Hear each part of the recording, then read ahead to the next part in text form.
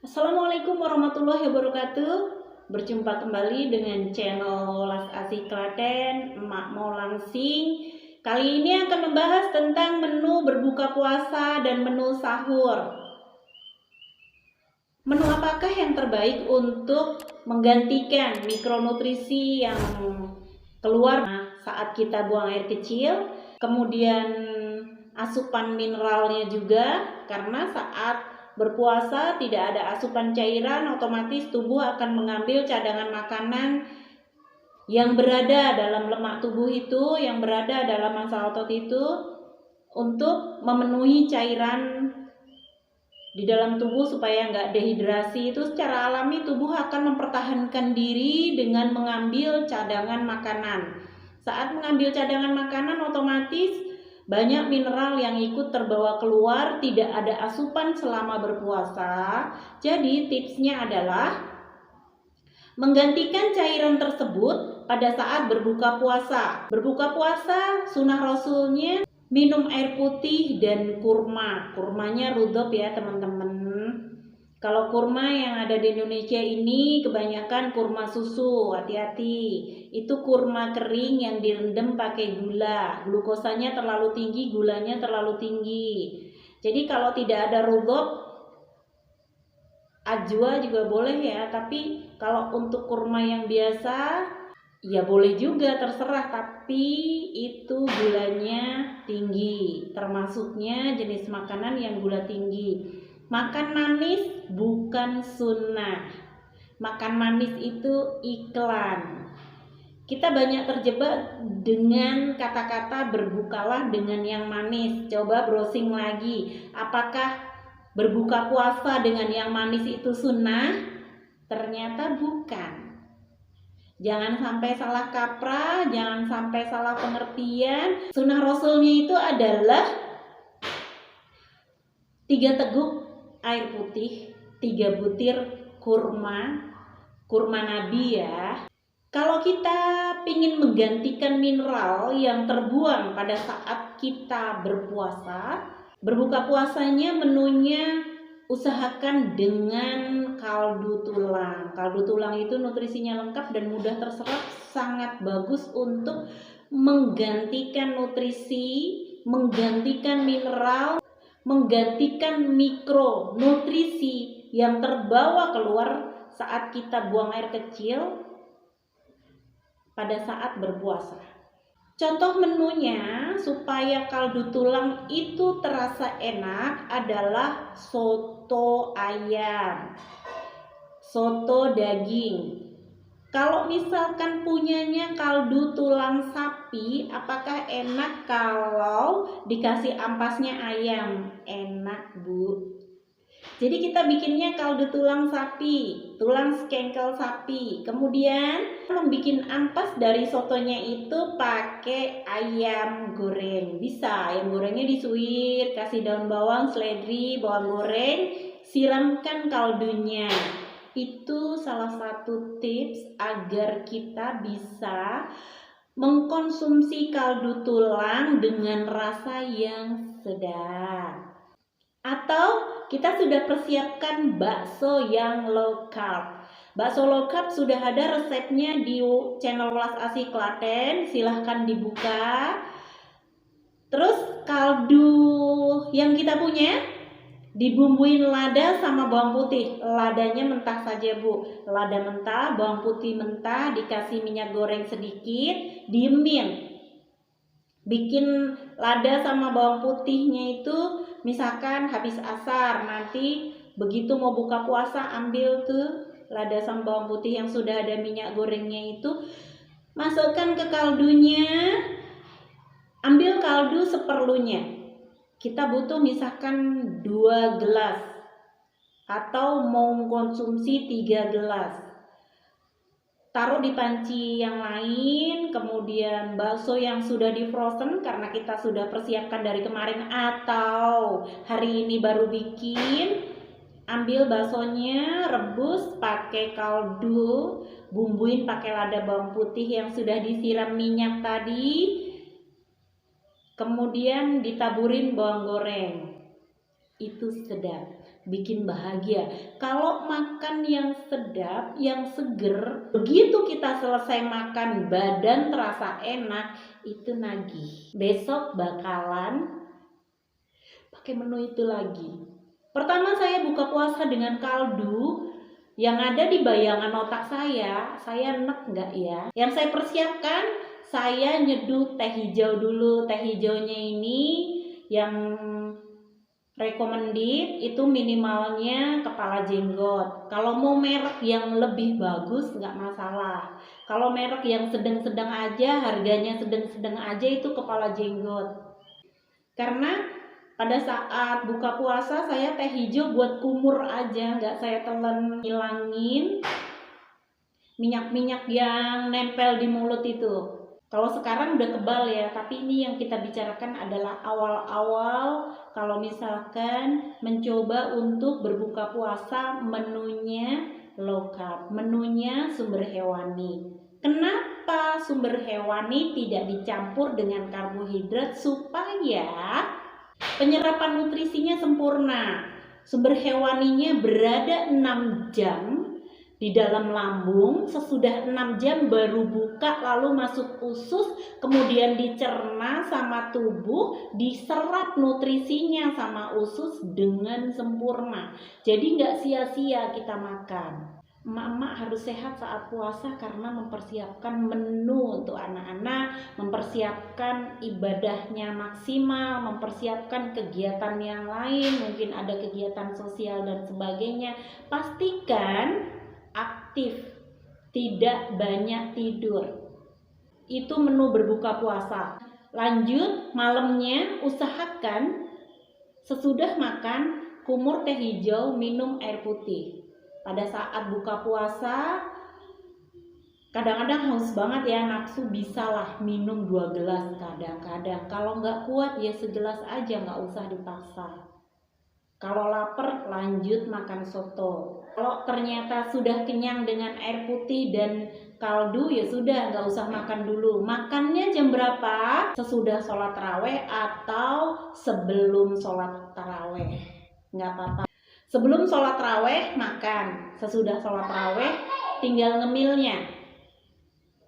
Kalau saya membiasakan diri sahurnya jam 8:30 malam. Sesudah sholat taraweh, saya kemarin manggang streaming paha, jadi filet paha dipanggang, kasih lada sama bawang putih, kebetulan masih punya garlic, jadi lada sama garlic sama garam gitu dipanggang. Saya makan jam 8:30. Sudah makan, untuk menghilangkan lemaknya itu saya kumur teh hijau bersih, berasa bersih, dan sahurnya 2 gelas kopi. Kenapa 2 gelas? Karena kopi itu nutrisinya tetap ada walaupun berkurang dalam seduhan yang kedua.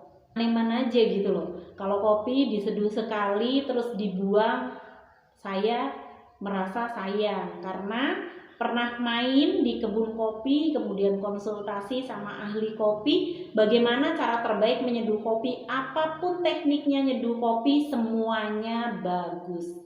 Kalau kopi sudah diseduh pertama, apakah seduhan kedua itu masih ada nutrisi dari kopi? Apakah masih ada manfaat dari kopi? Ternyata masih ada. Sampai kopi tersebut diseduh sudah bening, sudah tidak berasa, sudah tinggal rasa air putih. Jadi kalau bikin kopi espresso, ampasnya itu masih bisa dimanfaatkan, masih bisa dimaksimalkan dengan seduh lagi. Lanjut sahur jam 8:30 atau jam 2 dini hari atau jam 3:30. Menunya pilih sumber hewani yang disukai. Kemarin saya sahur dengan filet paha. Buka puasa sampai saat ini nggak terpikir, tapi sudah bikin kaldu. Kaldu ini begitu diminum, nanti coba praktekkan, coba rasakan. Bedanya kalau buka puasa minum kaldu sama buka puasa minum teh manis dan es buah. Enakan mana? Apalagi kalau Buka puasa minum air putih, sholat maghrib, habis sholat minum kaldu, kemudian nunggu sholat tarawih, mau berangkat tarawih kasih kaldu lagi, pulang tarawih baru makan. Cobain deh, itu nyaman banget. Apakah sekali makan pada saat kita berpuasa itu kuat?